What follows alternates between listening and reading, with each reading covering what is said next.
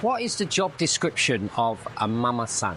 A mamasang is usually a lady who has usually had a career working in the nightclub or night bar industry in Thailand, and is now somebody that you employ that is kind of a buffer between the owners and the management of an establishment and the staff.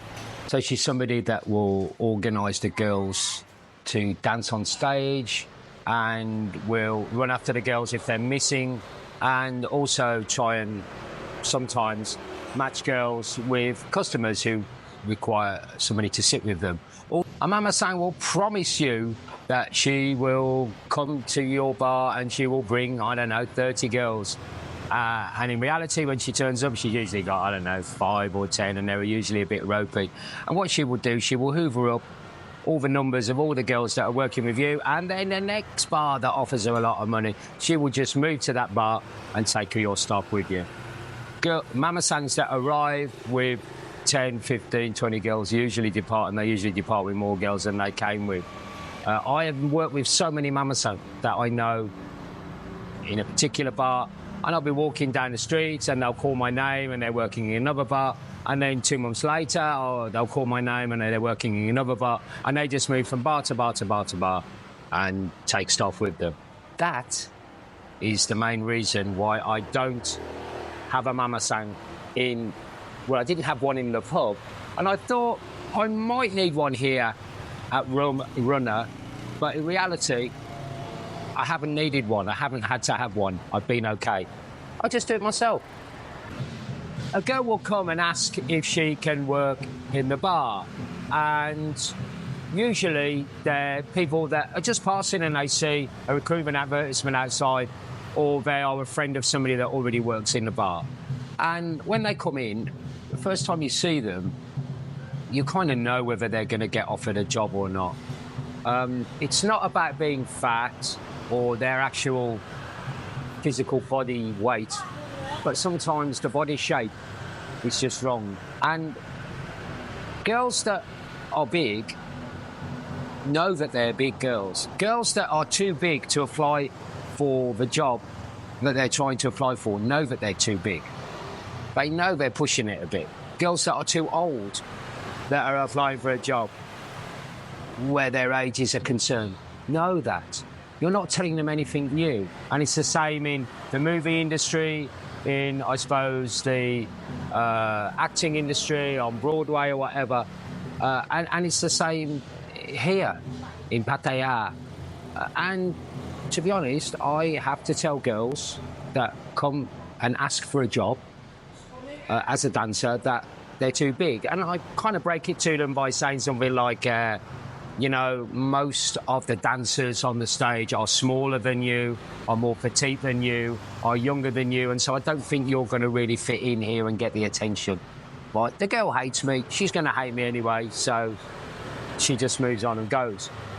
And Mamasang will probably recruit that girl because she's just about numbers. She just wants the numbers in the bar to please the boss. And then the boss will walk in and see this person on stage dancing, and he will say that she's not acceptable. And so the mamasang will then go to the girl and say, well, I'm quite happy to employ you, but that horrible boss over there doesn't like you, says you're too big. And so that is a kind of a social dynamic that you don't really need in the bar. And so they'll move on. Another thing that girls will try and do when they come in during recruitment is that they will come in as a group of maybe 2 or 3, and there'll be one kind of really hot girl, and there'll be another 2 that are a bit borderline, and one's maybe a bit ropey, you know?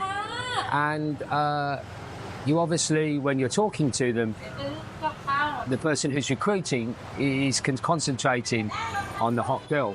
He wants the hot girl to be a dancer, or he or she wants that hot girl to be a dancer in your bar. What will then happen is that when they actually come in, having said yes to all 3 of them, either the hot girl won't even bother to turn up, or when the hot girl does turn up, she'll leave halfway through the night, or she won't turn up the next day, and so then you're left with the other two girls that you didn't really want to recruit anyway. And it's, I wouldn't say it's a scam, but it's something that the girls try all the time. Many customers bring girls, friends, whatever, into the bar because they think that that girl would do really well working in your bar, and I can say that 90% of the time that sort of dynamic never works out.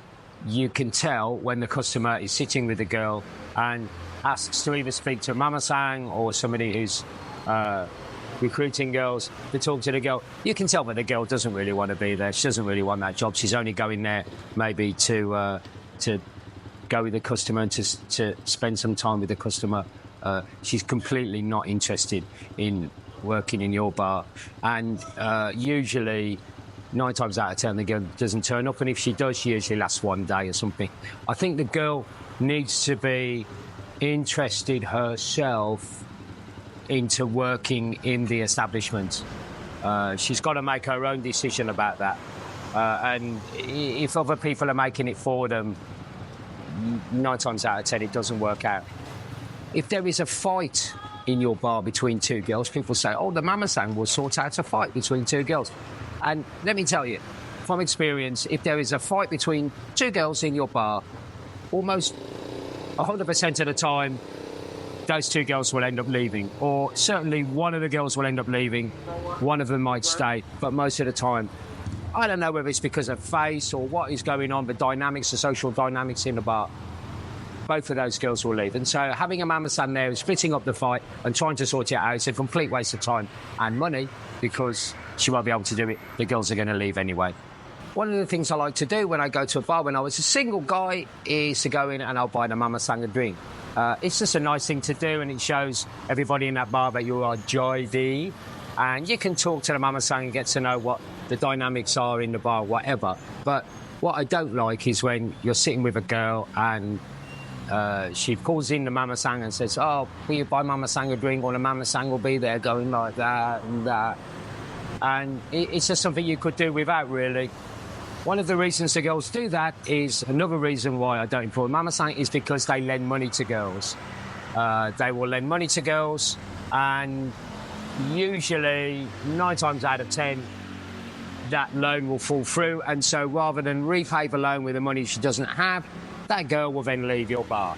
And so you are left with, you have one less member of staff because the Mamasang has lent her money and, she's not able to repay it. Money lending is a real big issue in bars. It's one of the main reasons why girls leave, because they don't want money lenders to be able to chase them or know where they are if they need to go back. And actually, when I speak to members of staff, dancers who have been recruited, why did you leave your ex-bar, the bar you used to work in before, which is a question that I always ask.